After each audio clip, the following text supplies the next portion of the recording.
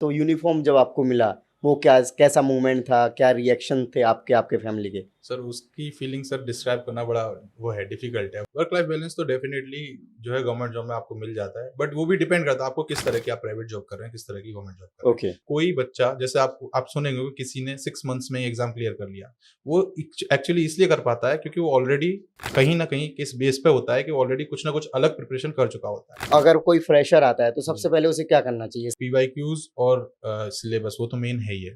अगर आपको टॉपर्स का कोई इंटरव्यू देखना है, कुछ करना है, वो 1-2 आप देख सकते हैं, नहीं तो आप हमेशा उसमें टाइम वेस्ट नहीं है करना राइट। चाहिए। बिल्कुल। क्या करना चाहिए ग्रामर पोर्शन के लिए? ग्रामर पोर्शन के लिए नीतू सिंह की मैम की बुक आती है, उनकी बुक को फॉलो कर सकते हैं। नहीं तो अमन वशिष्ठ सर हैं, आप उनके वीडियोस को फॉलो कर सकते हैं, उनका कोर्स ले सकते हैं। तो रीजनिंग का कॉम्पिटिशन बढ़ गया है, पहले तो रीजनिंग सिर्फ प्रीलिम्स तक थी। रिवीजन का क्या जी। बेस्ट तरीका होना चाहिए? जैसे आपने जो पढ़ा आज, वो एक बार तो 15 मिनट में अपने नज़रों के सामने सोने से पहले ज़रूर निकालना है। Hello everyone, welcome to student friends. अभी हमारे साथ हैं हिमांशु बघेल सर, जिनका एसएससी सीजीएल में लगातार थर्ड टाइम सिलेक्शन हुआ है। अभी ये एक्साइज डिपार्टमेंट में है सीजीएल 2023 के थ्रू। सो आज हम इनसे डिटेल में जानेंगे कि इन्होंने आखिर कैसे लगातार थर्ड टाइम सीजीएल को क्लियर कर लिया, इनकी कह सकते हैं सक्सेस मंत्रा क्या रहे हैं, और भी बहुत सारी बातें करेंगे कि कैसे आप सीजीएल को क्लियर कर सकते हैं, इनके एक्सपीरियंसेस जानेंगे और एक्साइज डिपार्टमेंट आखिर इन्होंने क्यों चूज़ किया। सबसे पहले स्वागत है आपका हमारे पॉडकास्ट में। Thank you. Okay.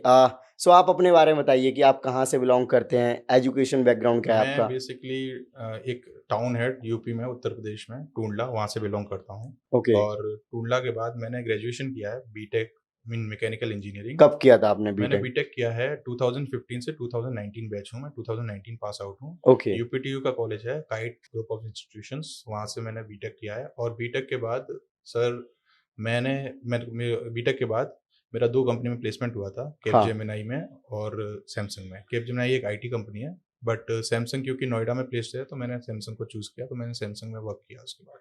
Okay. Samsung में वर्क करने के बाद कैसा लगा आपको? बहुत अच्छा लगा, सैमसंग का वर्क कल्चर अच्छा है, प्राइवेट कंपनीज़ का अपना अच्छा वर्क कल्चर होता है। वहाँ पे मैं असिस्टेंट इंजीनियर था, 2 साल के लिए मैंने वहाँ पे काम किया है।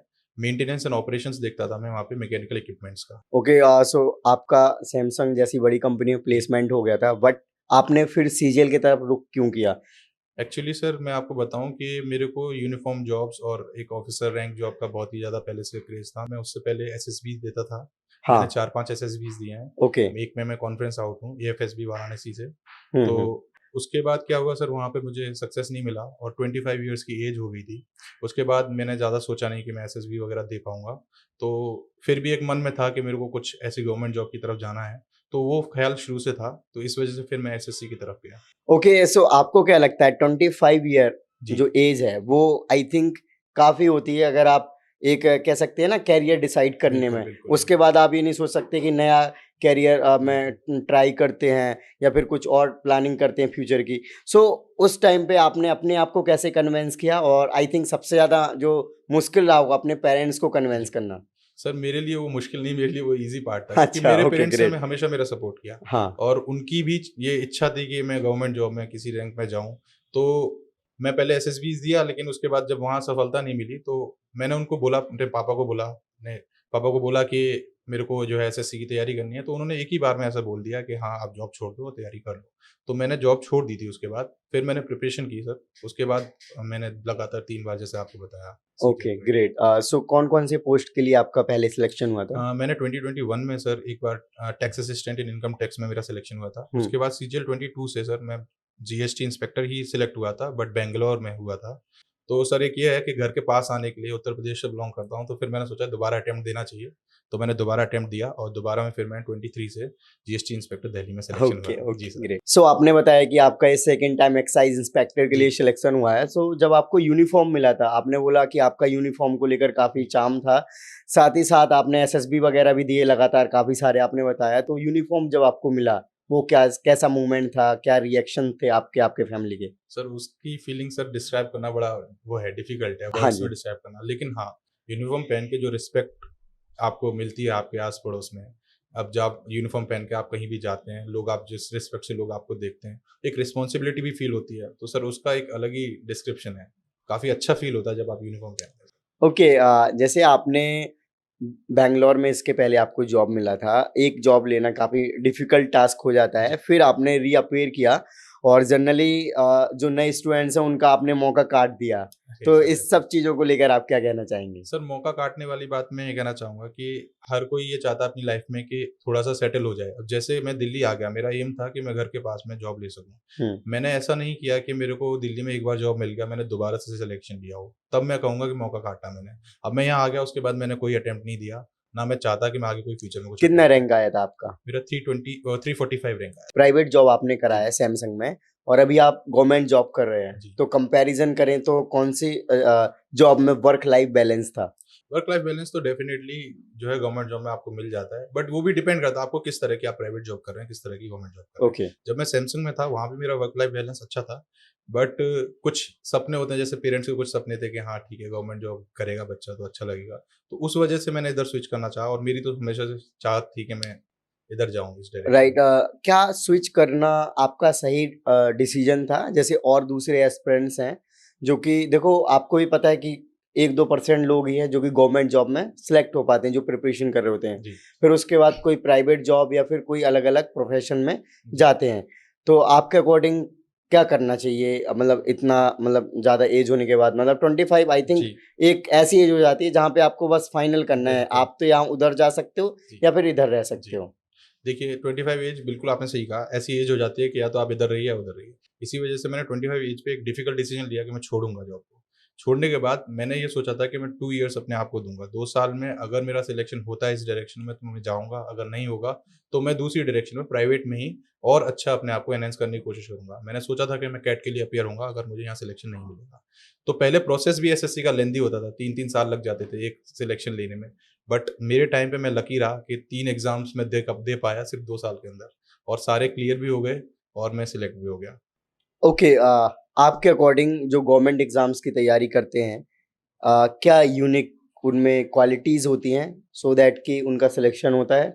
आपको लगता है कि कुछ आपके पास स्पेसिफिक क्वालिटीज या टैलेंट था जिससे आपको गवर्नमेंट जॉब में लेके गया?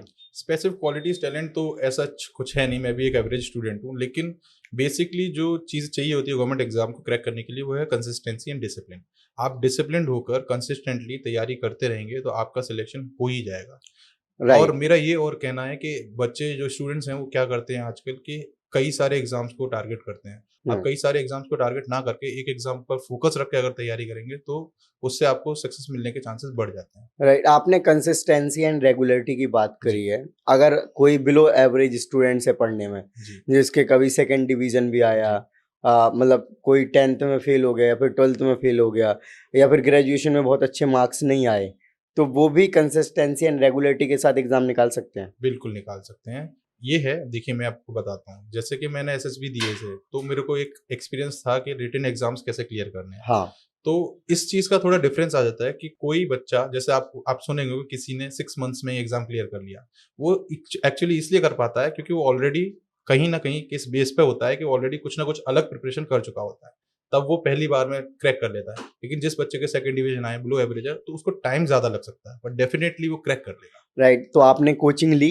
नहीं, मैंने सर कोचिंग नहीं ली है, मैंने यूट्यूब से तैयारी की। ऑनलाइन कराया कोचिंग? ऑनलाइन नहीं, कोचिंग ऑनलाइन भी नहीं ली है मैंने, यूट्यूब से तैयारी की है फ्री सोर्सेज़ से। ओके, जो फ्री सोर्सेज हैं, जी, जनरली मैंने और टॉपर्स के इंटरव्यू करे हैं, जी, तो कुछ लोग कहते हैं कि अगर आप पढ़ने में उतने अच्छे नहीं हो, जी। तो फ्री सोर्सेज का यूज़ करने से अच्छा है कि आप पेड कोई ऑनलाइन कोर्सेज़ कोर्स ले लीजिए। लो, जी, क्योंकि आजकल अफोर्डेबल ज़्यादा हो गए हैं। बिल्कुल, तो आपको क्या लगता है कि जो बहुत ज़्यादा समझदार नहीं है, जिससे वो फालतू का टाइम वेस्ट बिल्कुल, भी कर सकते हैं चीज़ों बिल्कुल। को सर्च करने में, या फिर हम आगे डिस्कस कर लेंगे आपसे कि कौन से ऐसे ऑनलाइन यूट्यूब चैनल हैं या रिसोर्सेज हैं जहाँ से आपने पढ़ाई करी? सोर्सेज़ तो मैं आपको बता दूँगा, लेकिन जो आप बात कर रहे हैं वो डेफ़िनेटली सही है कि अगर किसी बच्चे को कोई डायरेक्शन नहीं है, उसको पता नहीं है कि कैसे तैयारी करनी है, तो उसको डेफ़िनेटली एक कोर्स खरीद लेना चाहिए और उस कोर्स के साथ वो स्टिक रहेगा एक डायरेक्शन में और वो तैयारी करेगा अपनी, पूरा सिलेबस कंप्लीट करे, पूरे एग्ज़ाम पैटर्न को समझे, ठीक है? और कंप्लीट करने के बाद वो मॉक्स दे, उसके बाद उसको डेफ़िनेटली कुछ सफलता मिल जाएगी। ओके, आपके मार्क्स कितने थे 12th में और ग्रेजुएशन में? मेरे 12th में मार्क्स 81% थे और ओके, ग्रेजुएशन में 78% थे। ओके 78, मतलब आप एक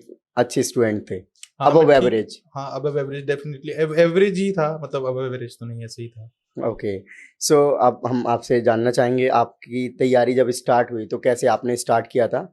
इसके पहले जो एसएसबी आपने दिए जी। वो भी हेल्प किया इस एग्ज़ाम को क्रैक बिल्कुल, करने में बिल्कुल। उसका जो सिलेबस होता है डेफ़िनेटली वही सब सारी चीज़ें होती हैं, तो कैसे स्टार्ट करी थी? जब मैंने एसएसबी दिए थे उसके लिए प्रिपरेशन मैंने करी थी, थोड़ी बहुत मैं कर रहा था साथ के साथ। हाँ, तो उसमें सर डेफ़िनेटली मैथमेटिक्स आता है, रीज़निंग आता है, इंग्लिश आता है। तो उसकी वजह से मेरे को काफ़ी हेल्प मिला इधर एसएससी में। और क्या कहते हैं, एक बेस बन गया था मेरा ऑलरेडी। और जब छोड़ दिया मैंने उसके बाद मैंने यूट्यूब से कई सारे सोर्सेज़ फ़ॉलो किए। राइट। तो उन सोर्सेज़ से हेल्प मिला और मैं सक्सीड कर पाया। ओके, अगर मैं आपसे जानना चाहूँ जो तैयारी कर रहे हैं जी, नॉर्मल स्टूडेंट्स, हम जी, एक जनरल स्टूडेंट्स को लेकर बात जी। करना चाहेंगे। आपका स्पेसिफिक जो एक्सपीरियंस रहा उसको इंक्लूड करके और आपको क्या पॉसिबिलिटीज़ लगती हैं, ये हो सकती थी, ऐसे करते एग्ज़ाम तो जल्दी क्रैक हो जाता। सो अगर कोई फ्रेशर आता है तो सबसे जी। पहले उसे क्या करना चाहिए? सिलेबस, पीवाईक्यू या फिर टॉपर्स टॉक या फिर स्ट्रैटेजी बनानी चाहिए कि नहीं हम ऐसे पढ़ने वाले हैं, क्या करना चाहिए? सर देखिए, पीवाईक्यूज़ और सिलेबस वो तो मेन है ही है। अगर आपको टॉपर्स का कोई इंटरव्यू देखना है, कुछ करना है, वो 1-2 आप देख सकते हैं, नहीं तो आप हमेशा उसमें टाइम वेस्ट नहीं है करना राइट। चाहिए, बिल्कुल। और उसके अलावा आपको सिलेबस सबसे पहले देखना चाहिए। आपको देखना चाहिए क्या आपके वीक पॉइंट्स, क्या आपके स्ट्रॉन्ग पॉइंट्स हैं। और उसके बाद पीवाईक्यूज़ देने चाहिए। कुछ पीवाईक्यूज़ देकर आपको पता लग जाता है कि एग्ज़ाम की रिक्वायरमेंट क्या है, एग्ज़ाम क्या पूछेगा, क्या क्वेश्चन्स आएँगे, क्या नहीं आएँगे। बट जैसे पीवाईक्यू आपने बोला कि कुछ जी, पीवाईक्यू देना चाहिए, अगर जी। जिसने सिलेबस को पढ़ा ही नहीं तो उसे पीवाईक्यू नहीं आएँगे। वही मैं कह रहा हूँ, सिलेबस को आप देखिए, देखने के बाद आप उससे आपको पता लगेगा कि हाँ, मैं इस एग्ज़ाम को क्रैक करने के लिए क्या मैं काबिल हूँ? क्योंकि आपको पैटर्न ही नहीं पता एग्ज़ाम का, आप एग्ज़ाम देने के लिए तैयारी कर रहे हैं। मान लीजिए किसी पे एग्ज़ाम है, किसी एग्ज़ाम में जीके का बहुत ज़्यादा मतलब मार्क्स है, वेटेज है और हम जीके में वीक हैं, तो उसको हम क्रैक करने में हमको डिफ़िकल्टी होगी। तो हम पीवाईक्यू देख लेंगे और सिलेबस देख लेंगे, तो हमको एग्ज़ाम के पैटर्न के बारे में पता लग जाएगा कि इतने टाइम फ्रेम में हमें इतने क्वेश्चन्स करने होते हैं, इस सब्जेक्ट के इतने क्वेश्चन्स आते हैं, तो उससे हमें काफ़ी गाइडेंस मिल जाएगी। भले ही हमारे मार्क्स स्टार्टिंग में कुछ नहीं आएँगे क्योंकि हमारी तैयारी तो नहीं है, लेकिन हमें उससे उसके एग्ज़ाम के पैटर्न के बारे में सब कुछ पता लगे। ओके सो जैसे कि इसमें प्री और मेंस 2 स्टेज में एग्ज़ाम होता जी, है, ऑल्दो कंप्यूटर और टाइपिंग अलग हो जाता है, बिल्कुल, तो दोनों को साथ में लेके तैयारी करनी चाहिए क्योंकि सिलेबस सेम हो गया है बिल्कुल। और अगर थोड़ा बहुत अलग भी करना है क्योंकि थोड़ा बहुत पैटर्न अलग हो सकता है, बट मुझे नहीं लगता पैटर्न अलग है, प्री जी, और मेंस का जी। सेम ही है। जब से पैटर्न चेंज हुआ है, तो कैसे करना चाहिए? पैटर्न तो अलग है थोड़ा-सा मतलब नंबर ऑफ क्वेश्चन्स डिफरेंट हैं, बट सब्जेक्ट सेम है। 1-2 सब्जेक्ट में 1-2 चैप्टर है जो टॉपिक है वो एक्स्ट्रा है, जैसे मैथ में प्रोबेबिलिटी है। तो स्टार्टिंग से प्री की तैयारी करेंगे तो मेंस की तैयारी आपकी हो रही है। आप बीच-बीच में क्या कर सकते हैं जब आप प्रिपरेशन कर रहे हैं, मॉक्स दे रहे हैं, तो आप बीच-बीच में 15-20 दिन पे एक अटेम्प्ट करके देख सकते हैं मॉक मेंस का। मेंस का मॉक भी दे लेंगे बीच में तो आपको ओके, उसका एक आइडिया लग जाएगा और क्योंकि मेंस का पेपर जो है वो 2 घंटे का होता है, तो आपको ये होगा कि आपको प्रैक्टिस हो जाएगी। क्योंकि क्या होता है ना जैसे हम प्री का पेपर दे रहे हैं तो 1 घंटे का पेपर है, लेकिन 2 घंटे के पेपर में माइंड 1 घंटे बाद थक जाता है। तो इसलिए हमको प्रैक्टिस होनी चाहिए कि हम 2 घंटे में भी मॉक दे सकते हैं। तो बीच-बीच में करते रहेंगे तो शुरू से ही एक आदत बन जाएगी। ओके सो हम मैथ की बात करते हैं सबसे पहले, मैथ जी, को कैसे कवर करें? मैथ के लिए मैंने जो स्ट्रैटेजी नहीं कहूँगा मतलब मैंने जो सोर्स फ़ॉलो किया वो है यूट्यूब। यूट्यूब से मैंने पवन राव सर को फ़ॉलो किया। पवन राव सर ने जो एडवांस मैथ है वो पूरा डिटेल में पढ़ाया। उन्होंने ज्योमेट्री, यूट्यूब पे ट्रिग्नोमेट्री फ्री, फ्री, ओके, बिल्कुल फ्री है, उनके लेक्चर्स पड़े हुए हैं, प्लेलिस्ट में जाकर आप उनके लेक्चर्स देख सकते हैं।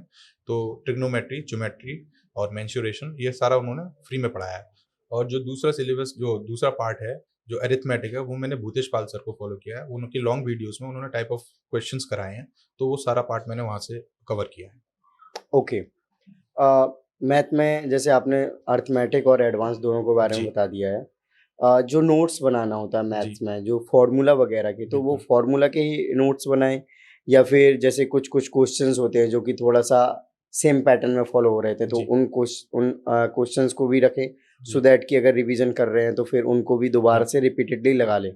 फ़ॉर्मूला और नोट्स का ऐसा है कि एडवांस मैथ जो है, उसका तो नोट्स आपको पूरा बनाना चाहिए। वो भी डिपेंड करता है कि आपका बैकग्राउंड क्या है। आपको अगर पहले से क्वेश्चंस का जैसे थ्योरी आपको आती है पूरी अच्छे से, तो आप डायरेक्ट क्वेश्चंस लगा सकते हैं और जो क्वेश्चंस टाइप ऑफ क्वेश्चंस अलग-अलग हैं, वो आप नोट करके रख सकते हैं। लेकिन अगर आप स्टार्टिंग से शुरू कर रहे हैं, तो आपको पूरा बेसिक से पूरी थ्योरी का नोट्स बनाना चाहिए और उसके बाद जो क्वेश्चंस है, वो भी टाइप वाइज़ बना लेने चाहिए ताकि आप जब रिवीजन करेंगे, तो सब तरह के क्वेश्चंस को आप रिवाइज़ कर सकें। मैथ या फिर ओवरऑल हम पीवाईक्यू की बात जी। करें, तो पीवाईक्यू कितने ईयर की लगानी चाहिए? पीवाई को मुझे लगता है कि कम से कम 5 साल के तो लगाने चाहिए। प्रीलिम्स के 5 साल के और मेंस के तो अभी पैटर्न चेंज हुआ है। उससे पहले आप प्रीवियस पैटर्न के भी कर सकते हैं। तो आपको कम से कम 5 साल के तो लगाने चाहिए। कम से कम 5 साल जी। की। ओके, आपने कितने साल की लगाई? मैंने भी प्रीलिम्स के तो मैंने काफ़ी मॉक लगाए, करीब 200 मॉक मैंने लगाए होंगे। मॉक मेंस के 200। भी मैंने 150-200 मॉक लगाए होंगे। तो क्योंकि मेरा मेरा ज़्यादा जो प्रिपरेशन है वो मॉक पे ही बेस्ड था। क्योंकि मेरी जो प्रिपरेशन है उसमें कई चीज़ें मुझे आती थी, जैसे मैं आईसीएसई बोर्ड से हूँ, तो इंग्लिश मुझे ऑलरेडी ठीक थी। इंग्लिश में मेरा जो वीक पार्ट था वोकैबुलरी था। वोकैबुलरी के लिए मैंने एक पीडीएफ डाउनलोड कर ली थी। उस पीडीएफ से जो प्रीवियस ईयर पीडीएफ थी, वो प्रीवियस ईयर क्वेश्चन वोकैब थी उसमें, वो वोकैब को मैं बार-बार रिवाइज़ करता था, क्योंकि एसएससी में क्या है 80% जो है वोकैब रिपीट होती है। उसके अलावा रीज़निंग, जैसे मैथ्स अच्छा था तो रीज़निंग अच्छी थी, तो मैथ्स मेरा स्ट्रॉन्ग पॉइंट था। जो मेरा वीक पॉइंट था वो जीके था। तो जीके के लिए मैंने परमार एसएससी सर हैं, उनको फ़ॉलो किया, वहाँ से मैंने जीके को किया है।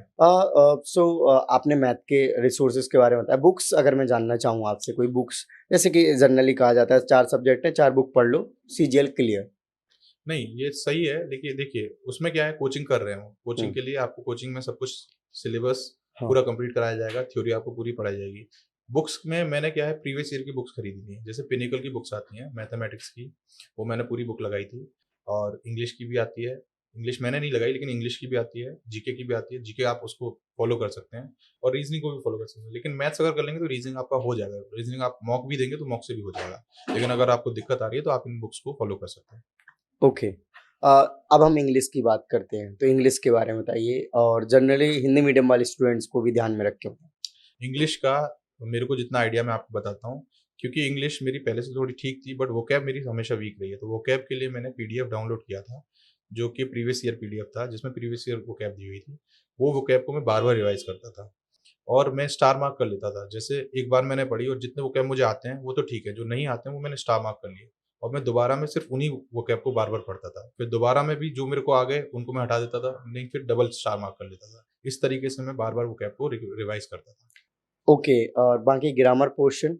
ग्रामर पोर्शन मेरा पहले से ठीक था, तो उसके लिए मैंने ज़्यादा नहीं किया है। क्या करना चाहिए ग्रामर पोर्शन के लिए? ग्रामर पोर्शन के लिए नीतू सिंह की मैम की बुक आती है, उनकी बुक को फ़ॉलो कर सकते हैं। नहीं तो अमन वशिष्ठ सर हैं, आप उनके वीडियोज़ को फ़ॉलो कर सकते हैं, उनका कोर्स ले सकते हैं। बाकी आप या पूरा कोर्स लेंगे जिसमें चारों सब्जेक्ट कवर हैं, तो आप उन्हीं टीचर से पढ़िए जो टीचर आपको पढ़ा रहे हैं। क्योंकि सबका टीचर का भी एक बॉन्डिंग जो है वो अलग-अलग होता है। किसी बच्चे को किसी टीचर से बॉन्डिंग हो जाता है, कनेक्ट फ़ील होता बिल्कुल है। कनेक्ट फ़ील होता है और समझ आता है। जैसे हिंदी मीडियम के बच्चे हैं, उनको कोई टीचर जो पसंद आ रहा है, आप उसको फ़ॉलो कीजिए। मेरा बस ये कहना है कि सोर्स को चेंज मत कीजिए। सोर्स को बार-बार चेंज करने से क्या होता है, आपको पूरा सिलेबस कंप्लीट नहीं हो पाता है, और आपकी प्रिपरेशन भी अधूरी रह जाती है। तो यही ज़्यादातर बच्चों के साथ गलती होती है। वो क्या करते हैं, बार-बार वो अपने सोर्स को बदल देते हैं। तो मेरा ये कहना है कि आपने जो सोर्स फ़ॉलो किया है, या जो जिसका कोर्स ले लिया, आप उसको पूरा डेडिकेटेडली कंप्लीट करिए और बार-बार रिवाइज़ करिए। क्योंकि ये एक टाइम टेकिंग प्रोसेस तो है, और कॉम्पिटिशन आपको पता है कितना हाई है। तो इस वजह से आपको अपने ऊपर फ़ेथ रखना है और बार-बार रिविज़न करते जाना है। आपको सक्सेस मिल जाएगा पक्का। ओके, और अ, अगर हम बात करें साथ ही साथ रीजनिंग की, जी, रीजनिंग को जनरली लोग हल्के में ले लेते जी, हैं, बट अब मेंस में भी जी, उतना ही कंट्रीब्यूशन है जितना बाकी सब्जेक्ट जी। का, तो रीजनिंग के बारे में। बिल्कुल, रीज़निंग का कॉम्पिटिशन बढ़ गया है। पहले तो रीज़निंग सिर्फ़ प्रीलिम्स तक थी, बट अब मेंस में भी आ रही है, और पूरा आधा-आधा सब्जेक्ट दोनों का 30-30 क्वेश्चन्स आ रहे हैं। हम्म, तो रीज़निंग के लिए मेरे को लगता है कि आप प्रीवियस ईयर की बुक लीजिए, प्रीवियस ईयर से रीज़निंग के क्वेश्चन्स लगाइए, और कुछ टीचर्स हैं, जैसे मुझे राहुल मिश्रा सर का पता है, राहुल मिश्रा सर जो है वो रीज़निंग पढ़ाते हैं, उनकी काफ़ी अच्छी रीज़निंग मतलब काफ़ी अच्छी टीचिंग है उनकी। हम्म, और उसके अलावा जो सोर्स आप फ़ॉलो कर सकते हैं, वो फ़ॉलो कीजिए। और रीज़निंग में अब क्या है ना, बैंकिंग के क्वेश्चंस भी, कुछ बैंकिंग टाइप के पैटर्न के क्वेश्चन भी आते हैं, सीटिंग अरेंजमेंट वगैरह के, तो आप उस तरह के क्वेश्चंस की प्रैक्टिस भी कीजिए। ऐसा ना करिए कि सिर्फ जो पैटर्न पुराना आ रहा है, उसके अलावा थोड़ा-सा नए डिफिकल्ट क्वेश्चंस और नए टाइप के क्वेश्चन की प्रैक्टिस भी करिए, और तैयार रहिए बस। ओके, बाकी जीएस जो कि सबसे इम्पोर्टेंट माना जाता है, बिल्कुल। जीके जीएस, तो इसके बारे में बताएं। जीएस की कहानी कुछ ऐसी है कि 22 में भी जब मेरा सिलेक्शन हुआ था, हम्म, जीएस की वजह से मेरे को बैंगलोर जाना पड़ा। नहीं तो मेरे रीजनिंग में पूरे मार्क्स थे, मैथमेटिक्स में सिर्फ एक क्वेश्चन गलत था, इंग्लिश में भी अच्छे मार्क्स थे। सिर्फ रीजनिंग की वजह, वो जीके की वजह से ऐसा हुआ कि मुझे बैंगलोर जाना पड़ा, क्योंकि जीके में मेरे 15 मार्क्स आए थे 75 में से। ओके, 75 में 15 15 मार्क्स। मार्क्स आए थे सिर्फ। बाकी आपके आई बा थिंक बहुत बहुत अच्छे नंबर आए थे, हाँ, बाकी बाकी आप अगर टॉपर से भी कंपेयर करेंगे तो कंपेरेबल मार्क्स थे। ओके। लेकिन उस सब्जेक्ट में मेरे मार्क्स इतने कम थे कि जिसकी वजह से मुझे बैंगलोर जाना पड़ा। तो जीके के लिए मेरा सिर्फ एक ही सोर्स है। बाकी एक सोर्स और फॉलो करते हैं लोग, लूसेंट। तो लूसेंट तो बहुत अच्छा है, आप उसको पढ़ सकते हैं बार-बार। उसके अलावा अगर आपको वीडियो से समझ में आता है या यूट्यूब से समझ में आता है, तो मेरा एक ही सोर्स है, वो परमार एसएससी चैनल है। परमार सर ने पढ़ाया है, उन्होंने बहुत अच्छा पढ़ाया है। तो आप उनको फ्री सोर्स फॉलो कर सकते हैं, और पेड भी वो अपने पीडीएफ्स वगैरह देते हैं। अगर आपको पेड पीडीएफ्स वगैरह लेने हैं, तो आप वो कोर्स भी फॉलो कर सकते हैं। आप उनको ब्लाइंडली फॉलो कीजिए, आपके जीके में 100% मार्क्स बढ़ेंगे। जैसे कि आपने मुझे अभी बताया जी, कि आपके जीके में ओनली 15 मार्क्स आए थे, जी। तो आपने क्या मेजर चेंज किया था अपनी स्ट्रैटेजी में या फिर पढ़ाई में, सो दैट कि आपके मार्क्स इंप्रूव हुए, और कितने मार्क्स इंप्रूव हुए? जी, जीके में क्या हुआ था कि मैं थोड़ा-सा डर जाता था अटेम्प्ट करने में। मेरे को हम्म। इस चीज़ का आइडिया नहीं था कि जीके में थोड़ा गेस वर्क तो करना पड़ेगा, बट वो स्मार्ट गेस वर्क होगा। ऐसा नहीं है कि आप ब्लाइंड गेस वर्क कर रहे हैं। तो मैं वो गेस वर्क करने से डरता था। मेरे को सबकॉन्शियसली तो लगता था कि ये आंसर होना चाहिए, बट मैंने टिक नहीं किया। मैंने पेपर में क्या किया, 14 क्वेश्चन अटेम्प्ट किए और मैंने 5 जो है वो अनटिक करके सिर्फ 9 ही अटेम्प्ट करके आया हूँ। अच्छा। उसमें भी मेरे गलत हो गए, तो उसके बाद 15 नंबर आए। ओके। वो मैंने चीज़ दोबारा रिपीट नहीं की। साथ में मैंने प्रिपरेशन थोड़ी अच्छी की। मैं परमार सर से पढ़ा और लूसेंट से पढ़ा। मैंने प्रिपरेशन अच्छी अपनी जीके पे ज़्यादा टाइम दिया, क्योंकि बाकी सब्जेक्ट मेरे स्ट्रॉन्ग हैं और जीके अगर वीक है तो मैं जीके पे टाइम दे रहा था। तो टाइम देकर मैंने दूसरी बार में मेरे 46 मार्क्स आए 75 में से। मेरे लिए वो काफ़ी अच्छा स्कोर है। सो आपने ऑलमोस्ट चारों सब्जेक्ट के बारे में बता दिया कि कैसे उनको पढ़ना है। जी। अब ये बताइए कि डेली कितने घंटे पढ़ना चाहिए? कितने घंटे ये भी डिफ़र करता है हर स्टूडेंट के लिए। कोई स्टूडेंट जो बिल्कुल स्टार्ट कर रहा है, उसको हो सकता है 7 घंटे, 8 घंटे पढ़ना पड़े। कोई स्टूडेंट जिसका बैकग्राउंड सही है, जिसने कुछ एग्ज़ाम्स अटेम्प्ट किए हैं, क्लियर कर रहा है या मार्जिन पे रह रहा है, तो उसको 4 घंटे से भी काम चल सकता है, 5 घंटे से भी काम चल सकता है। तो मेरा ये कहना है कि आप किसी दूसरे को देखकर जज ना करें कि मेरे को तो 8 घंटे लग रहे हैं, वो 3 घंटे में ही निकाल लिया। ऐसा नहीं है, उसने भी कहीं न कहीं मेहनत की होगी अपने पास्ट में, इस वजह से वो 3 घंटे पढ़कर कर पा रहा है। तो आपको जितना टाइम देना पड़े, आप उतना टाइम दीजिए, जिसमें आप मतलब आप सैटिस्फाइड हैं कि हाँ, मैंने सही टाइम दिया है और मेरा सिलेबस सही पेस से कंप्लीट हो रहा है। अराउंड 6 महीने से 1 साल लग सकता है जी, तैयारी में, राइट? जी, बिल्कुल। सो चारों सब्जेक्ट को डेली पढ़ना चाहिए या फिर किसी 1 या 2 या पेयर में 2 सब्जेक्ट को लेकर पढ़ना चाहिए? ये भी देखिए, ये 2 चीज़ों पे डिपेंड करेगा। अगर आप कोचिंग ले रहे हैं ऑनलाइन, हुँ। जैसे वो लाइव क्लासेस करा रहे हैं, अगर वो सभी सब्जेक्ट्स करा रहे हैं, तो आपको सारे सब्जेक्ट्स कवर करने पड़ेंगे। अगर आप उसके बिना रिकॉर्डेड लेक्चर्स देख रहे हैं, तो आप एक-एक करके भी कंप्लीट कर सकते हैं। एक-एक करके आप अपने सब्जेक्ट्स को कंप्लीट करिए, साथ के साथ प्रीवियस ईयर क्वेश्चंस देखते रहिए, उनको सॉल्व करते रहिए सब्जेक्ट वाइज़, और बाद में फिर पैरेलली सबको लेकर आप इकट्ठे पूरे-पूरे मॉक, जो लेंथी मॉक्स होते हैं, पूरे टियर 1 के, वो दे सकते हैं। ओके, मीन्स हो गया। जी। ये टाइपिंग प्रैक्टिस जो है, और कहते हैं कंप्यूटर, जी। इसके लिए कैसे करना है? कंप्यूटर के लिए देखिए सर, मैंने आरबी सर का चैनल है, उसके बाद आभास सैनी सर का चैनल है। वो लोग पीडीएफ प्रोवाइड करते हैं, या वो लेक्चर्स उन्होंने यूट्यूब पे दे रखे हैं, आप उन लेक्चर्स को ले सकते हैं और पीडीएफ को पढ़ सकते हैं। कोई बच्चा है जो कंप्यूटर में काफ़ी वीक है, शुरू से वीक है, तो स्टार्टिंग से ही कंप्यूटर को पैरेलली पढ़ सकता है, क्योंकि याद रखना, रिटेंशन रखना, और साथ में अगर कंप्यूटर वो अफोर्ड कर सके या उसके पास हो, तो उसको चलाए भी, तो जिससे क्या है, थोड़ा प्रैक्टिकल इन हैंड एक्सपीरियंस हो जाता है कि हाँ, यहाँ पे ये ऑप्शन आता है, ये आता है, क्योंकि ईज़ी क्वेश्चन्स आते हैं, ज़्यादा हार्ड क्वेश्चन्स नहीं आते हैं। और रही बात टाइपिंग की सर, टाइपिंग के लिए क्या है, आप शुरू से प्रैक्टिस करना शुरू कर दीजिए। थोड़ा क्या होता है, एसएससी में जो कीबोर्ड्स दिए जाते हैं, वो थोड़े हार्ड होते हैं। तो मेरा ये सजेशन है कि आप थोड़ा सस्ता वाला कीबोर्ड लाइए और हार्ड कीबोर्ड पर प्रैक्टिस कीजिए। 200 या 300 रुपए का कीबोर्ड जी, लाइए। बिल्कुल, 150-200 वाला आपने लाइए। कितने वाला लिया मैंने था? 150 रुपए वाला लिया था। 150 रुपए में कीबोर्ड आ जी, जाता आ है? जाता है, मेरे यहाँ तो आ गया था। अच्छा, चलो, हाँ, मेरी ये तो इन्होंने नई हाँ, बात बता दी। ओके, और रिवीजन का क्या जी। बेस्ट तरीका होना चाहिए, टेक्निक होना चाहिए कि आज हमने जो पढ़ा है, कल हमने जो पढ़ा है, या फिर आज जो हमने पढ़ा है शाम को सोने से पहले उसको फिनिश कर लें, एक बार रिवीजन कर लें, या फिर 1 हफ्ते में करें, महीने में करें, या पूरे साल भर बात करें? पढ़ते जाओ, सिलेबस खत्म हो जाएगा साल तब बाद रिवीजन बाद तो करेंगे। खत्म ही हो जाएगा सर, कुछ ओके, दिमाग में ही नहीं रहेगा। हाँ। मेरा ये कहने का है कि जैसे आपने जो पढ़ा आज, वो एक बार तो 15 मिनट में अपने नज़रों के सामने सोने से पहले ज़रूर हुँ। निकालना है। उसके बाद वो पूरा जो एक्यूमुलेट हो जाएगा, पूरा हफ्ते का, उसको एक वीक के एंड में ज़रूर पढ़ना है और फिर मंथली फिर से रिवाइज़ करना है। क्योंकि रिवीजन ही है जो आपको याद रखेगा, या मतलब याद रखवाएगा कि आपको एग्ज़ाम के टाइम सारी चीज़ें याद हैं कि नहीं है। तो रिवीजन तो मस्ट है, बार-बार रिवीजन बहुत ज़रूरी है।